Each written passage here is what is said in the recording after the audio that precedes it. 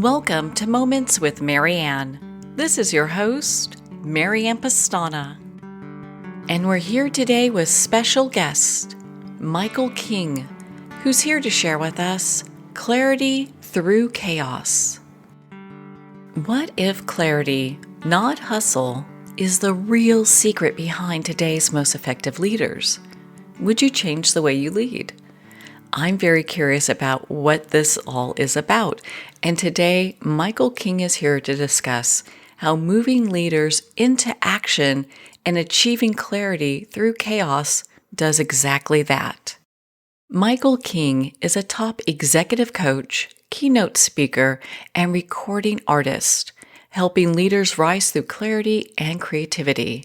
As the founder of Teams.coach and creator of Teams Method, he works with Fortune 500 companies, fast-growing startups, and nonprofits to align leadership, vision, culture, and strategy.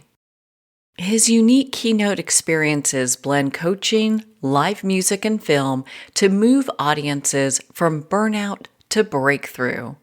Michael's latest leadership short film, Through the Haze, and student-centered performance, You Are the Gift, show why he's a category of one speaker at the intersection of business, artistry, and purpose. So welcome to the show, Michael King. Thank you so much, Marianne. My goodness, what a great honor it is to have you here and just to have this discussion. Why does clarity matter more than hustle right now? I think we keep hearing that hustle's the thing we need to do, but why is clarity more important? Well, when you think about it, 67% of all great ideas end up failing, not because they're not great ideas. It's because of lack of execution. There's something that stands in the way of the best leaders and the highest performing teams actually being able to get what they want and to be able to move towards their vision. And so what we found is that over and over again, it's like through literally hundreds of different case studies, is that clarity is the champion of progress. And so if we can, that happens on the personal level, and that happens at the organizational level as well. I think the big takeaway in the whole thing is that if you're going to put your energy towards something, you want to make sure that you actually are, moving towards the bullseye and not putting your energy towards things that are going to be wasted outputs, right? So why do so many, like when we talk about on the leadership level, why do so many leaders feel lost right now? It's because we actually there's a lot of different reasons for that. I mean, that's a really big question overall. But I think when you think about 2026 and coming out of the last 5 years, think about how many disruptions that we've had within the business landscape, but also personal landscape as well. I mean, we had COVID.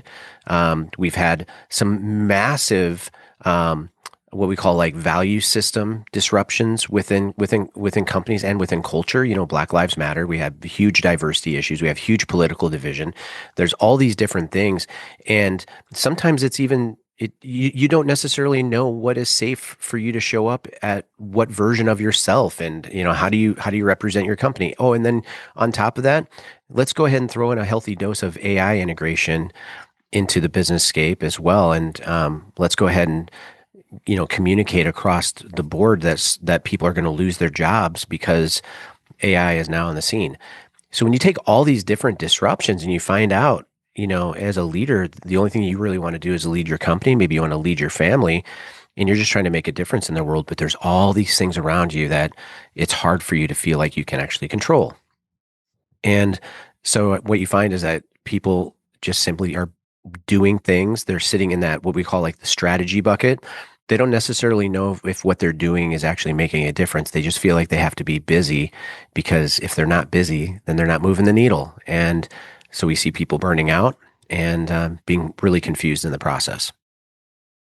So I know you share on emotional clarity. Is that the missing piece? I think it's a part of it, for sure. And, there's, when it comes to, for example, like if I had a big whiteboard in front of us, I would take you through these 4 or 5 specific things. Is that before you get down to strategy, what are you putting your time to that that it's going to move the needle for your business or whatnot?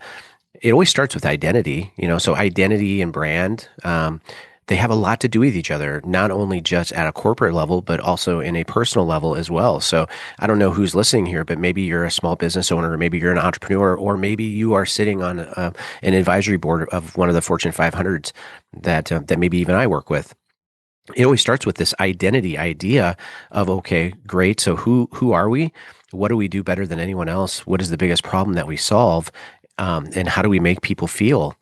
And how do we show up? What do we want to be known for? Well, that in itself, like, of leaning towards a real clear identity spectrum, it leads to some sort of emotional efficacy within our organization. Like, if we don't know who we are and if we're not leading from identity, our strategies will never work. Does that make sense to you? It does. And it has me kind of thinking when you're working with an organization, is that one of the first things that you approach? Just trying to understand where they are with their values? Yeah, I mean, it's actually surprising to me to, companies that are, some of the bravest small businesses on the planet who say, listen, we're ready to go to the next level. Let's go. And so we start the process, but there's times where we get pulled into a Fortune 500 or Fortune 100, and we actually have to go back to the basics. We have to go back to addressing vision, mission, and value. Vision, okay, what do we see?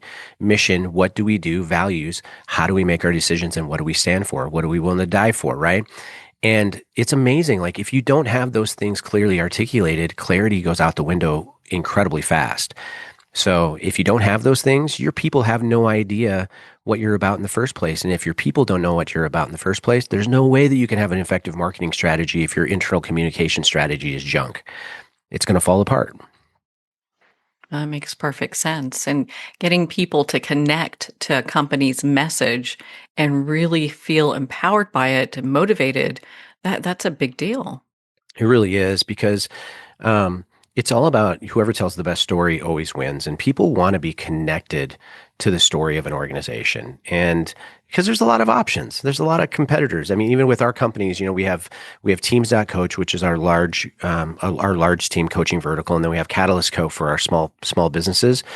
We recognize that people are more connected to heartbeats and stories than they actually are to anything else.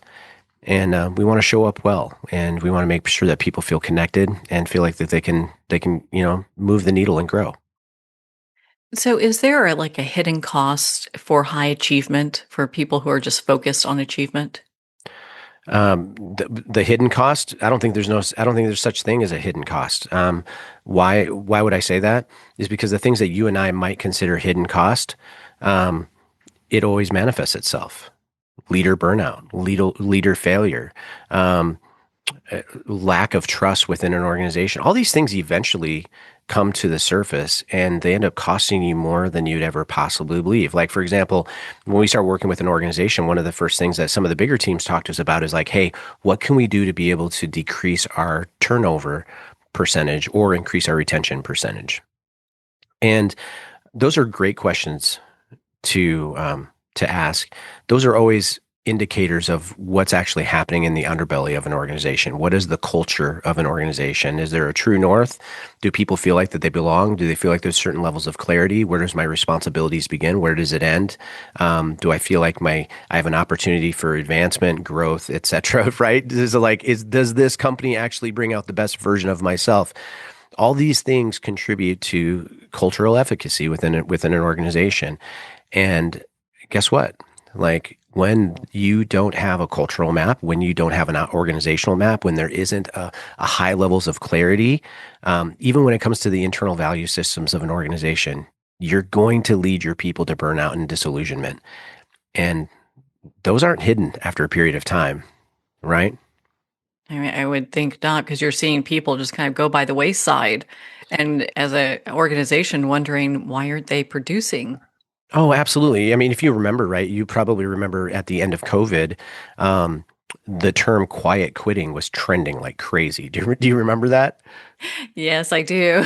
So, And but that's the line of work that we were in, is that I was being brought in as an executive coach to say, hey, listen, um, people are now working from home. They're becoming detached from proximity from their team members, and we're trying to figure out how to survive, and we believe that a significant amount of our workforce has quietly quit.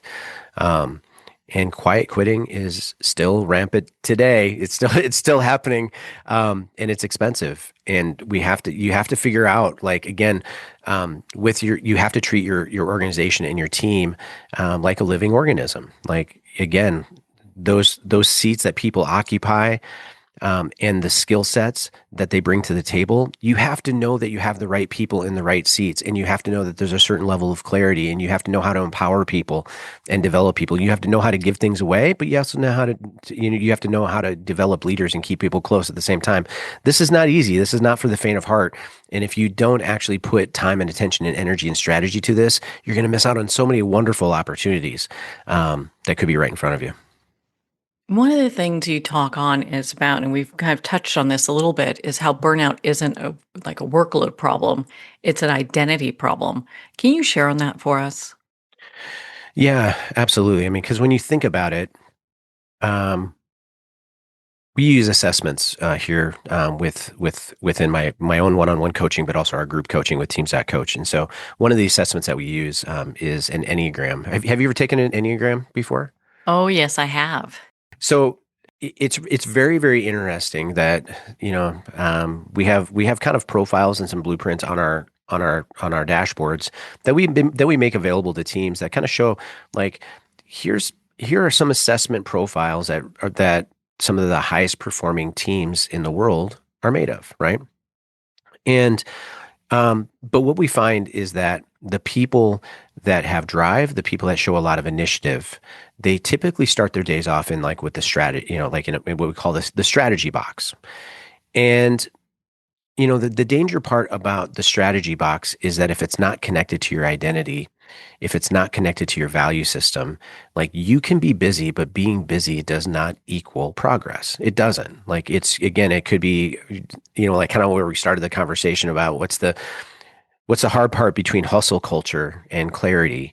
Well, this is why, is because, again, it's like we have been programmed to simply do and to do more and to produce more and to move fast and just to hope that where we're putting our energy is going to give us the returns that we want.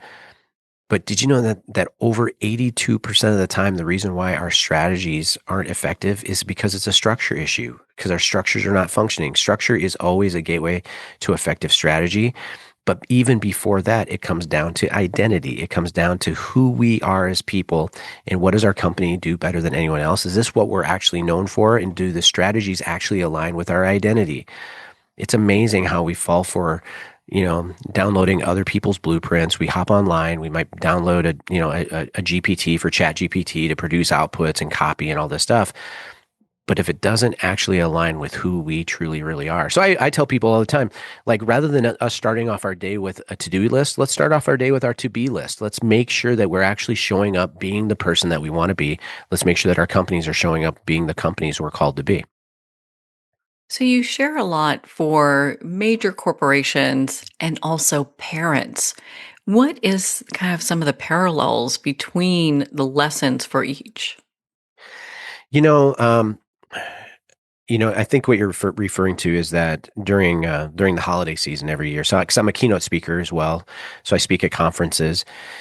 Um, and so if I speak at social media marketing conferences, leadership conferences, church conferences, wherever, any space that there's there where we can talk about sales, where we can talk about marketing, et cetera, where we can talk about leadership just in general. I am in all the way. And one of the things that is different about my keynote experience is that I'm also a recording artist. So we incorporate a lot of creativity in my keynote experience, right? So, and we just released a new film called, what's it called? Unbreakable Things. It's on YouTube, just past 200,000 views. And it incorporates a little bit more of like a music, a traditional music video format with a thought leadership concept as well. So it's like a micro keynote in about 3.5 minutes. So I encourage anybody who's listening, make sure to check out Unbreakable Things on YouTube. But what we did was every year, around November, The business world gets a little bit slower as we're starting to off ramp. So there's not a lot of conferences and things like that as we head into the holiday season. And a way that we give back to the community is we will do high school assemblies. So we'll take my creative team, my media team, all that stuff, and we'll pull everybody together, and we'll do some high school assemblies to be able to talk about some of the hard topics that maybe students don't get to hear about a lot. And so this last year we did this thing called "You Are the Gift," and the "You Are the Gift" was just simply addressing the elephant in the room. And I have three amazing kids, by the way. So Chloe is my oldest. She's 19. She's a sophomore at Doane University in Nebraska. And then Amelia is my middle. She's a senior. She's gonna be graduating from high school. And then my son Emerson is 14. He's a freshman. And and the thing that we just know from culture is that the world kind of changes its rhythm around Christmas time, right? It's like, there's Christmas lights everywhere. There's Christmas music on the radio. The retail space changed. The hours of businesses changed. Like you can go through and you can do Christmas light tours as a family. There's all these different things that are kind of built around a holiday calendar. And one of the things that shocked me, though, is that, did you know this, is that over 60% of people, when they think about the holiday season, they have it ignites either a traumatic or a trauma type memory or a bad experience memory. Over 60%. Isn't Oh, that great? wow. Isn't that insane? That is insane because I don't feel like that resonates with me, but it would be interesting that many people feel that way. Yeah, I mean, and that's where we kind of, especially just talking to young people, it was like, man, the holidays aren't easy for everybody. Like if depending on your family dynamics, if you come from a family dynamic to where maybe your parents don't live in the same house as you, or maybe you have split value systems. Maybe one side of the family celebrates one holiday system, and then the other, spends time doing the other holiday system. And but to think about being a young person in 2026, and to think about peer pressure, to think about identity, and to think about all the different things that stress people out, and to think, holy cow, that somewhere in the middle of this, like as you're driving down the street and you see all those wonderful Christmas lights, and to my generation, because I'm Gen X, and maybe to the boomer generation, like we're still driving down the streets thinking, man, this is so beautiful looking at these Christmas lights. It brings up so many good memories. But to think that there's somebody out there that's driving down the street as a young person, looking at the Christmas lights and remembering the day that their dad is no longer at home anymore, thinking about, just the different awkward dynamics, that holidays aren't a great memory for them because there's so much stress and chaos involved in it. So we addressed it straight on, and so we were able to go into the high schools and do a keynote experience that incorporated a lot of the music that I write, but also just bring this message of self-worth, just to remind that maybe the reason why the planet shifts its rhythm is simply to remind you that you're worth something. And it's one of my favorite things that I get to do. It's just a way that we're able to give back. I think that's so important. Do you find that a lot of young people really resonate with that because of where they're at and how they're feeling? Yeah, they do. And, I think again, you know, I don't care how old you are, whether you're a seasoned person, and you've been leading your company, or you've been leading your family for a long time, or whether you're a young person just kind of getting started into the world. There is such a vacuum of this one simple message right now. There's an absence of it, and it's just simply this: is that you have a purpose. You were created for greatness. You were intended to dream bigger than anything that you've ever thought that could possibly happen. And you are right in the middle of a time to where anything is absolutely possible. So let's go. What can we do to be able to make the impossible happen for you? And I think, again, like if there's something that we can do to be able to make the planet better, it's just a remind, like, hey, we're all here for a reason. Like, let's not leave anything on the table. Let's dream bigger, and let's surround ourselves with the right type of people. But I'm absolutely shocked at how much negative energy, just even from social media or just the surroundings of different types of peer pressure things that people experience in the workplace and also in schools, of how much our identity gets compromised and our purpose gets compromised because of the wrong voices and just the noise that surrounds us, right? Mm.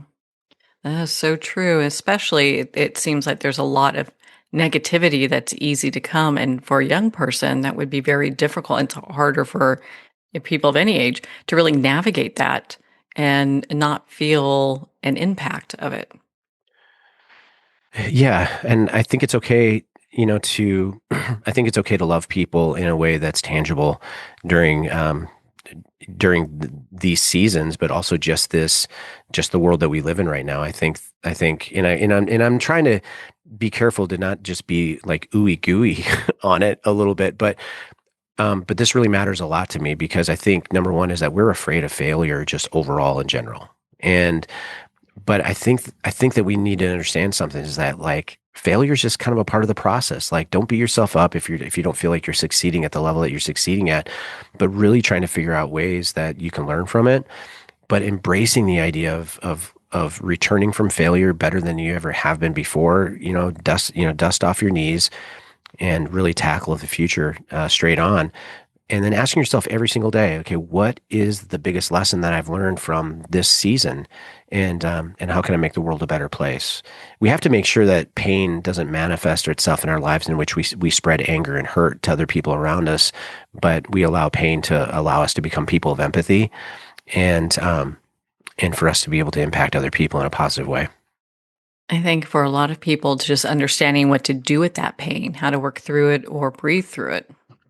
Yeah, absolutely. And, I think, I went through a season to where, so before we started our companies back in 2017, and it wasn't necessarily by design. I was pretty successful. I was a recording artist, but I was also an executive pastor in one of America's fastest growing churches.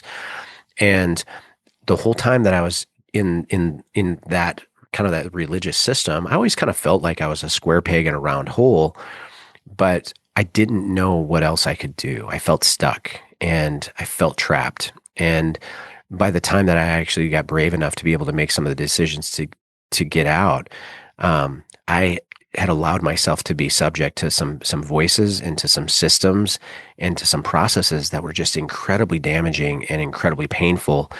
And so by the time that I actually, kind of gave the Hail Mary prayer of just saying, okay, God, I don't care what it takes tomorrow for me to be able to get out of here, but I just need to make sure that you got me and that I'm going to be able to take care of my family. The number one thing that I learned in that process was who you surround yourself with. Pain is so much easier to process when you surround yourself with great voices and great advocates and people that are willing to hold your arms up even when you're weak. So then how does music help all of that? How does music kind of be the bridge that people can really connect with? Well, for me, there's a soundtrack and a rhythm to life, you know? And so for me, I'm just naturally a singer and I'm a songwriter. And so I write a lot. In my team, we write a lot of the soundtrack to our leadership videos. And like everything is custom built inside. And so we don't use stock, really anything, because I want to make sure that we're curating the soundtrack that goes along with the message. And there's something about it to where I think even for me, to where I found some success as a keynote speaker is that number one is that I create an experience that people will never forget. They go to my keynotes and they leave feeling inspired. They leave remembering the thing that we talked about. And they also leave a little bit entertained because, the way that we do it is like, okay, great. There's an original opener. I come out, I'm ripping my saxophone over the top of my keynote opener. It ties into the first point. We usually incorporate some sort of film that also incorporates a little bit of the music as well. But there's something about music that unlocks a part of your brain and part of your heart to be able to think and to be able to feel and experience something on a different plane that is so different than just words. Can't necessarily explain it. I know that we have a lot of data to be able to support the science behind how it works, but I can literally take a keynote and or a podcast or whatever, and I can actually give you the script of everything that I'm going to talk about, and and people can listen to it, and they might remember 20 to 30% of it. But I put it into a song.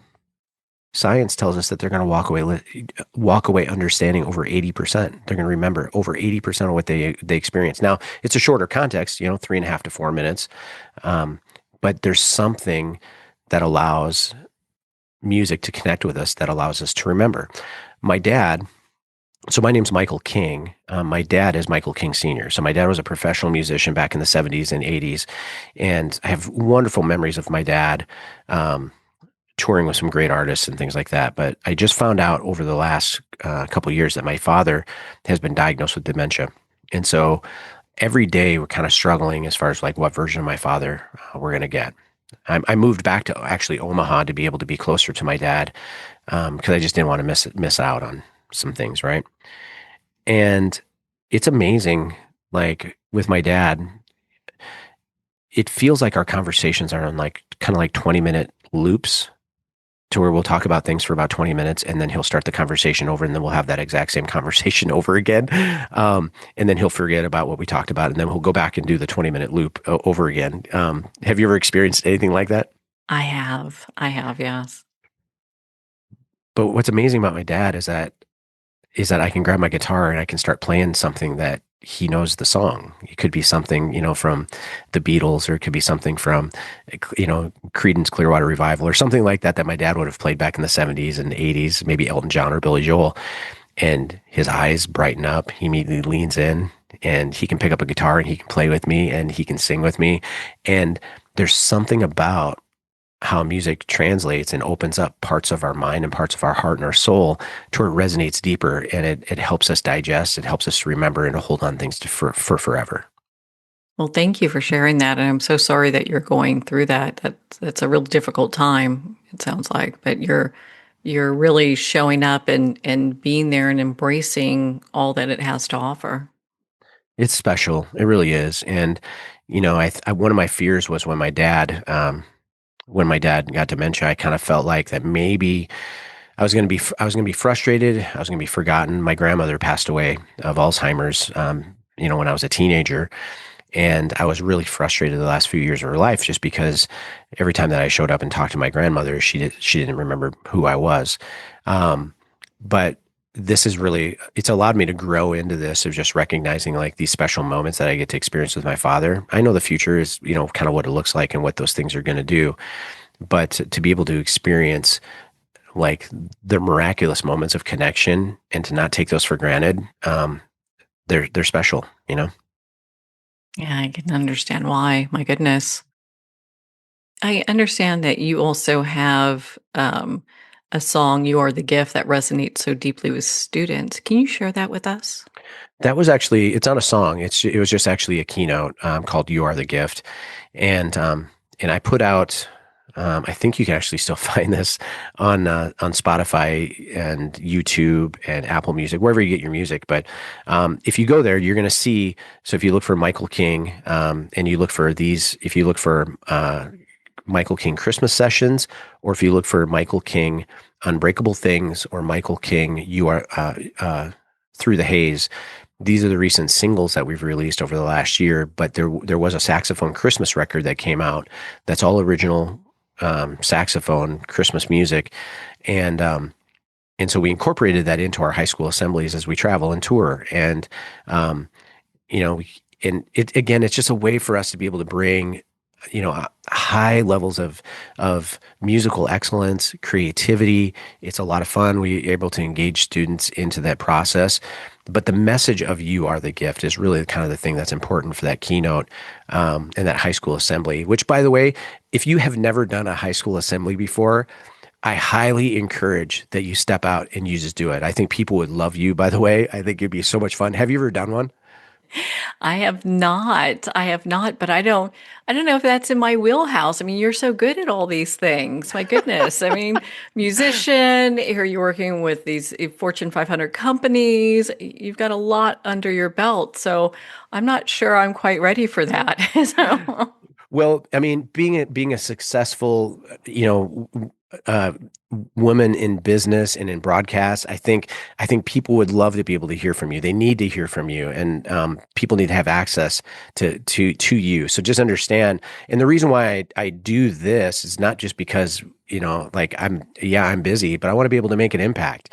Um, and there's no like big ROI that's attached. Like there's no way for me to go because like, every year that we do this, it's a gift. We don't charge high schools for us to be able to come out and do this, but it's all about like bringing hope. And because this is the one thing that you'll see this live on all of my content. But if I feel like if there's one thing that we deserve, and I'm not a person of entitlement at all, I don't feel like I deserve anything in this world. I feel like I'm incredibly lucky with the life that I get to live.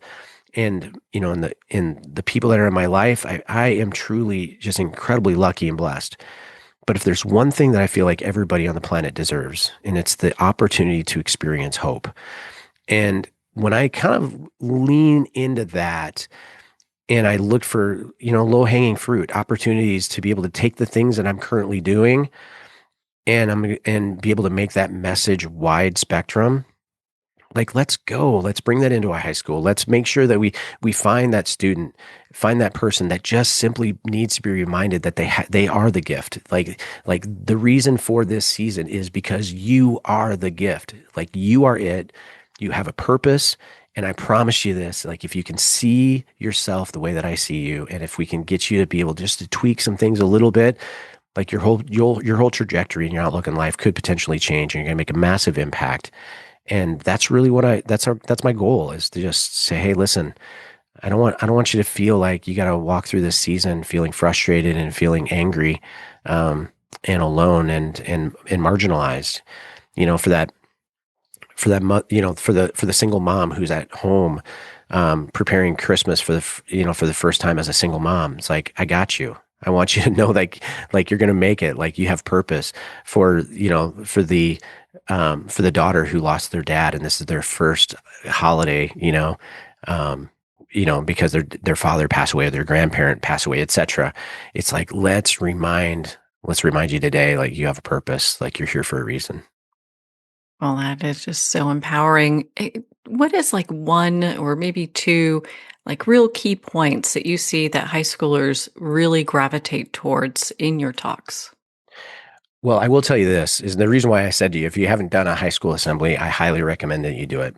Um, because it's like every year, it's like going back to boot camp when I Oh do, no. like it's the hardest audience to speak in front of. Like after you do it a few different times, like you kind of find the rhythm, you find out how to engage with students, because it's a completely different audience. And going from business conferences, leadership conferences, etc., even when I get an opportunity to speak at church on weekends and whatnot, it's a totally different audience, man. We're talking like ADD to the hilt. We're talking about as many distractions as you possibly can. And it's kind of, you have to learn how to play the rhythm of the room. You have to read the room really well. You have to engage with it. But the thing is that the number one thing that the high schoolers, they want to know, and they will call you out on the carpet if you're not authentic, but they just want to know that you give a crap. They want to know that you actually do care, that you are who you are, and that if you can create something enjoyable, that you can give them a little bit of a break from their normal reality. And if you can keep it down to one to two things that you want them to be able to take away, I think that that's the thing, is that as a communicator, like, the different shift is like, okay, great, business keynote, great. Okay, over a 45-minute session, I'm going to go ahead and give you, 5 to 10 different things that are going to be big takeaways for you to be able to implement.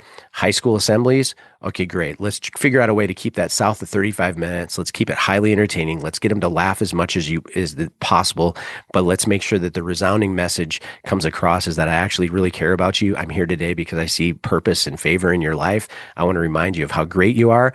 And number two, let's have a great time together today, because that is going to be the biggest thing that they walk away with.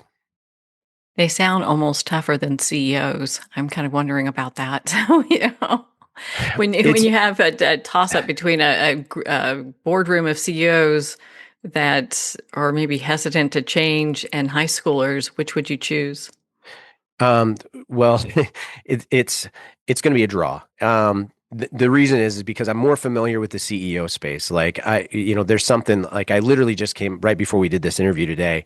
I was in a boardroom with a Fortune 500 company with their executive team, and there's this thing of like when I get a team to the place to where they recognize that change only happens when the pain of staying the same is greater than the pain of change.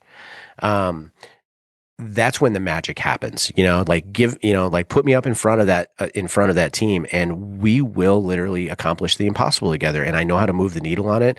It's kind of like learned muscle memory in that space. So I love that space. That audience is easier though than the high school audience. And it's a different mechanism. You got to shift it a little bit because you have to be thinking about, okay, what is the one singular win when I'm speaking to a high school audience? And sometimes that one singular win is complicated because you don't necessarily know. I think sometimes as communicators and people that talk in different audiences to where it's like when I'm with CEOs and with executive teams or maybe even doing a full company wide event, I know that change can happen because of who's in the room. I know that. And so I get inspired, I get excited because I'm able to see the needle move. Because why? Because the change agents are actually sitting right in front of me. And if I can make a connection, sky's the limits. Let's freaking go, right? In the high school setting, you have no idea what's behind the curtain. The Mm. parents, the friendships, the noise in their head, the peer pressure. There are so many unknowns. And so again, it's like, okay, what is the one thing that people need to walk away with today? Purpose. I think that's so powerful. And especially today, I mean, we're in an AI driven world. How do we still lead with our soul then? Our world has never been more desperate for the human spirit than today. Never.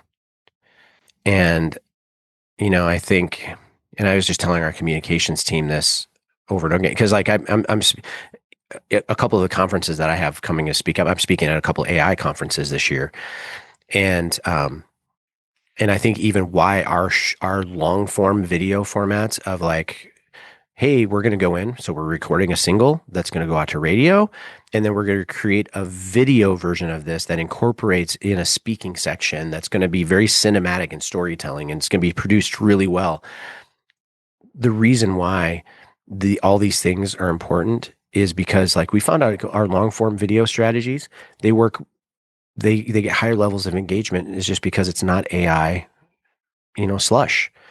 It's not just regurgitated things. Now, don't get me wrong, like within the companies that we serve, we have AI integration paths where I can literally show an executive team within about 30 minutes on how they can double their outputs and be significantly more effective by making sure that they have the right AI stack for their technology stack within their executive teams for when it comes to communication protocols and strategic protocols and tactics. Like we have all that, but we have to remind ourselves this is that if we try to replace dreams with AI, we're going to fail because what does AI do great? What AI does great right now, it's really great with ideation and it's really great with process.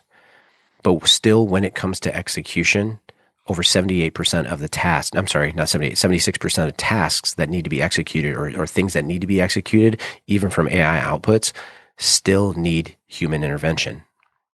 Does that make sense? It does. It does. And I appreciate you sharing that with us. And it's interesting how, if this is set up correctly, how it can really give leaders that edge. Absolutely. And here's the thing is that what I love about it is that um, AI is great for ideation. Um, it's there's multiple different models and different platforms and different systems that can help you with different things for you to be able to ideate really well. Yes, there are some things that can help you create some video content and things like that. But I think as far as like just the efficacy and the in where what type of content people are embracing and what they're actually looking for, the reason why like shorts and why TikTok explodes is because it's just incredibly raw and people are looking for raw and real. But when you think about what comes before all of this is that if you can figure out a way to be able to take an off ramp, the things that you shouldn't be putting your time and your energy into, so you can open up more space, so you can dream bigger, so you can think about where do you want to go? Does it feel impossible? Does it feel like a stretch? Okay, great. Now let's go ahead and build the structure around you to be able to make sure that you're building out the strategies for you to be able to execute on what those dreams look like. AI should be a part of your strategic team. It should be. But you're still going to need great people that are tied into a strategic plan, and they have to have clear tactics in order for them to be able to execute, because you're still going to have a great team of people around you in order for you to execute. So it can't be AI really driving the bus. I mean, it's a tool to use along the way. Yeah, I mean, I know that this is going to broadcast maybe within the next week or so, and so I don't see the advancements in AI coming in the next couple of weeks that are going to take away that section of it. But I do think the way that we approach work in the next 5 years, it's going to be drastically different. And so the sooner that you can embrace, AI technology protocols within your company, making sure that you have the right people on your team, that you understand how to use it. I'm a big advocate of keeping people on your team. The companies currently that are laying off a lot of people because, and I'm coaching companies, by the way, so that have laid off a significant amount of people, not because of my advice. I'm very much against the idea that you should be laying off people just because you can can become significantly more profitable by shifting. I do think that there's some responsibility that you have with that. But I'm more on the side of it. What does this unlock of more things that we can do? So rather than laying off 4,000 people within your company, what would happen if we actually deployed them and empowered them and developed that group of people to be more efficient, so we could have more reach, so we can make a bigger difference? You see what I'm saying? Yes, exactly. It's just really utilizing all the resources that we have. Yeah, absolutely. And it's just important. But that's just where we're at with our mindset. I think a lot of times it's a scarcity mindset instead of abundance. And I get that. And I do understand that. Market changes super fast. We want to be able to go for top line profitability faster than ever. But we have to be thinking about impact. We have to be thinking about culture. We have to think about credibility. We have to be thinking about what are we actually known for, and go from there. So, one of the things I want to dive into, and I think we have enough time for this right now, is the moment that you realized that success was not enough. Whew. I think when you get into those moments, because I mean, I've been through it all. I've been through the moments of a recording artist, of, living out of a van, traveling the world, and singing to empty bars, um, and then I've been on the other side to where I've been performing to packed out stadiums, and performing for thousands, right? Um, and then I remember, as an executive pastor, our church was one of the fastest growing churches in America, and I went from singing on stages to speaking on leadership stages, and influencing thousands of people and helping people grow within the context of that. And then when I transitioned out of that, I remember bringing on our first Fortune 500 client, working with dream clients that I never thought that my name would ever be attached to. And there's something about, and I think this reveals character in a lot of different people, but what happens when you get what you want? You know, like, you can have a plan and you can have it all mapped out. I remember going through my master's program. So I have two master's degrees in executive coaching and organizational leadership, and started some more studies to continue to make a bigger impact. And I was really thankful. I had this mentor come onto my team. His name was Ron Hampton, and Ron was he was the former chair emeritus for the agricultural business program for the University of Nebraska. And this guy was brilliant. I'm telling you what, like, this guy has advised teams, like, going all the way back into like the General Motors days of, like, he had advised Lee Iacocca. He had worked with Toyota. He had actually helped develop the Toyota School of Leadership over in Japan. So this guy, when it came to developing people, like, I was super lucky. I felt like, as I was going through my studies, I had him as one of my sponsors, to where he was looking over my business plans, making sure that I was set up to go well. And so, again, you are the sum average of the 5 loudest voices in your life. So you want to stack the type of impact that you have. You want to make sure you're surrounded with the right type of people. And I was definitely surrounding myself with the right people, right?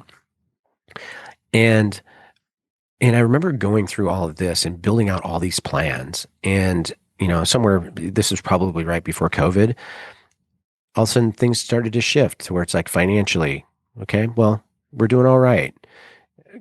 We have quite a few people working for our companies now. Oh, now we own 3 different companies. But something happens in your heart when you decide, you know what? Like success doesn't mean anything if you're not changing the world. Success doesn't mean anything if there's not impact.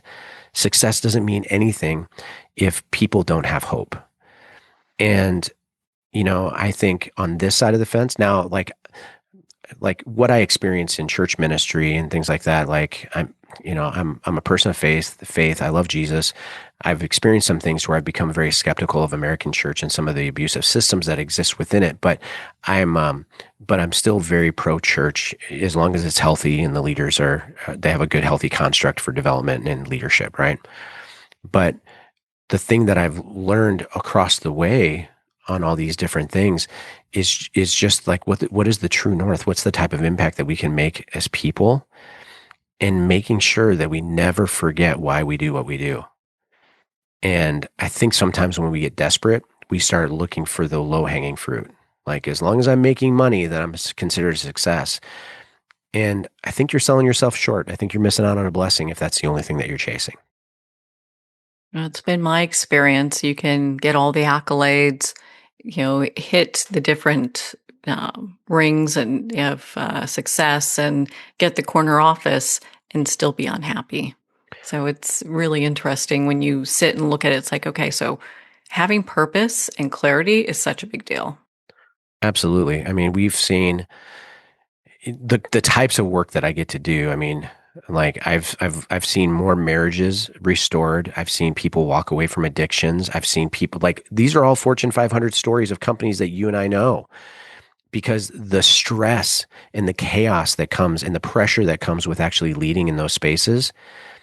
If you don't have a champion in your corner, you're going to end up feeling like you're in it alone. And when people feel like they're in it alone, they end up making big mistakes. And so that's my resounding gong. Like, listen, you're not in it alone. If you feel like you're in it alone, that's your choice. But I'm here to run alongside with you. And guess what? I'm also going to fix your team so your team feels like a well-oiled machine. I tell people this all the time, by the way. Your structure and your systems for your company, it should feel like you're waking up every day getting into a brand new car that you're excited to drive. I love that. Right? It's like Christmas every day. Absolutely. Like, I should be, when I'm driving in to work with my team, like, I should know without a shadow of a doubt, it's like, man, I'm so excited to meet with Jen. I'm so excited to meet with Beth. I'm so excited to meet with John and Justin, because I know that they are great. I know that they're reliable. I know that they can deliver. I know that they're going to be excited about carrying the culture and the vision and the values of my company. And and it's reliable. There's no squeaky springs. There's no engines that are going to fall off. There's no mufflers that are going to dragging down the street. Like, it's a brand new car. It's predictable and it's fun, and I think, again, it's just like, a lot of the reasons why, high level executives, why they end up getting stressed out is because their boards are a pain in the butt. they have executive teams that aren't necessarily functioning on all cylinders. And then the support staff and the support teams, you don't necessarily know who's advocating for who, and they don't know if there's a certain level of clarity for performance. And I tell you what, like, I have everything that you need for you to be able to lock and load and making sure that your team is well oiled. And it can feel like a brand new car, and it can be so much fun. So, what is one message that you'd like to leave our listeners when it comes to clarity? Like, how can they gain clarity every day? Absolutely. Well, here's the thing: is that, I don't know if you've ever heard this statement before, but first and foremost is that clarity and creativity are kissing cousins. You can't be creative without clarity. And you have to be innovative in 2026 in order for you to survive. If you're not, there's a couple things that I say about creativity and clarity and getting away from chaos, but because of this, is that you have to have a very, very clearly well-defined true north. And that's what clarity does. So when it comes to what are we all about, where are we going, there's nothing about your vision that should ever catch anybody in your company by surprise. And so if you have a clear communications cadence set up on a week-to-week basis to making sure that everybody internally within the organization, they know what you're celebrating, they know where the areas of opportunities are, and they know what the vision of impact is going to look like for you and your company for the next month, next week, next year. I don't care, but keep your communication cadence of clarity on a short leash. Don't allow it to disappear. Don't allow it to drop a priority, because this is the one thing that I find that successful leaders do is that everybody in their company, they always know their why. They never have to question what the why is behind decisions that are made, and nothing ever catches people by surprise. They always turn the blinker on really well, and they celebrate what needs to be celebrated. So, I think within all those things, man, the opportunity is so there for companies to do so much better, but also create the culture that they can be proud of and they can celebrate. Oh my goodness, Michael. I mean, you're such an inspiration. Where can our listeners connect with you and be part of your community and learn more about your work? I would be honored if people would check me out. Find me on LinkedIn, but if you go to michaelkingjr.com, so michaelkingjr.com, that's a landing page where we have our films and our leadership resources. That's my speaking page, but also introduction to executive coaching. But you can also check out teams.coach. So teams.coach. That's my coaching website. Check it out. Make sure to follow me on Facebook, LinkedIn, Instagram. We even have a couple Twitter accounts that are actively going. But I want you to be a part of my story. That it means you, Marianne, but also your listeners. Like I am here to build friends and for us to create great stories together. So please engage with me and check out michaelkingjr.com. Well, Michael, thank you so much for taking the time to be on the show with us here today. What a privilege. Thank you so much for having me. Well, thank you, Michael. It's been such an honor to spend this time with you and to talk about clarity through chaos. My goodness, we all need help with that. Make sure to visit Michael's website at michaelkingjr.com for more information on his top executive coaching, keynote speaking, and his recording artist work. You definitely want to check it out and, of course, be part of his community. Well, we're at the end of our time today. I'd like to thank everyone for tuning in. You're listening to Moments with Marianne, where we make every moment count.